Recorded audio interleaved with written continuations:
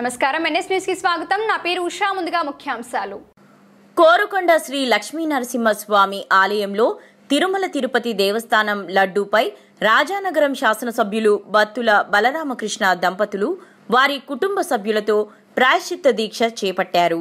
ఈ కార్యక్రమంలో రాజానగరం నియోజకవర్గం బీజేపీ కన్వీనర్ నీరుకొండ వీరన్న చౌదరి సంఘీభావం తెలియజేశారు।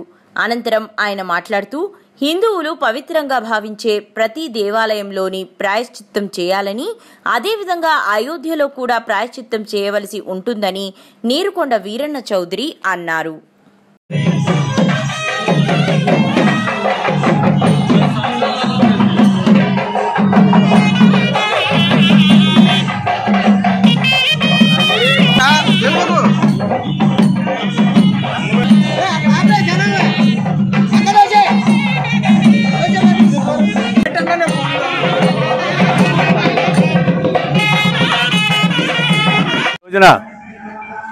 కోరుకొండ లక్ష్మీ నరసింహస్వామి గారి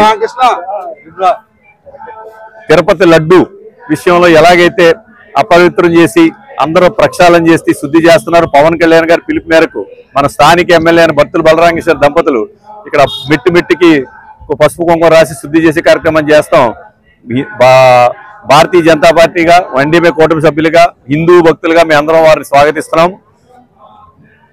అలాగే ఏదైతే కలుషితమైన ఒక కుట్రపూరితమైన ఉద్దేశంతో ఈ లడ్డూలు కానీ పంచారా అని చెప్పి నాకు కూడా అనుమానం వస్తుంది। ఎందుకంటే ఎన్నో సంవత్సరాలుగా కలలు కన్నా రామ మందిరం, అయోధ్యలో రామ మందిరాన్ని నిర్మించారు నరేంద్ర మోడీ గారు, ఆదిత్య యోగినాథ్ గారు। ఎంతో పవిత్రమైన రామ మందిరానికి కూడా ఈ తిరుపతి నుంచి లడ్డూలు వెళ్ళినాయి అంట।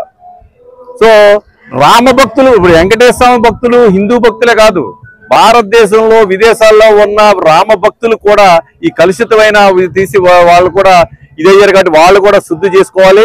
అలాగే అయోధ్యలో మందిరం కట్టిన తర్వాత బీజేపీకి తిరుగులేదు అన్నప్పుడు అయోధ్యలో అక్కడ ఎంపీ ఓడిపోయింది।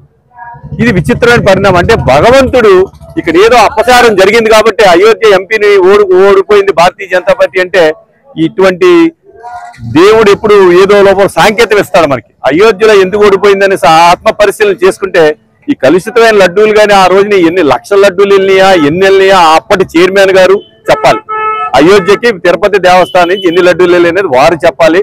ఆ అయోధ్య లడ్డూలు కలుషితమైన, మన తిరుపతి లడ్డూలు కలుషితమైన అయోధ్య వెళ్ళటం వల్ల అక్కడ మా పార్టీ ఒక ఎంపీని ఓడిపోయింది। అంత పవిత్రమైన గుడి రామ మందిరానికి రామ భక్తులందరికీ కూడా గత ప్రభుత్వం చేసిన పాలకులు చేసిన తప్పులకి నేను క్షమించమని కోరుతూ వారు కూడా శుద్ధి చేసుకోవాల్సిందిగా కోరుతున్నాను।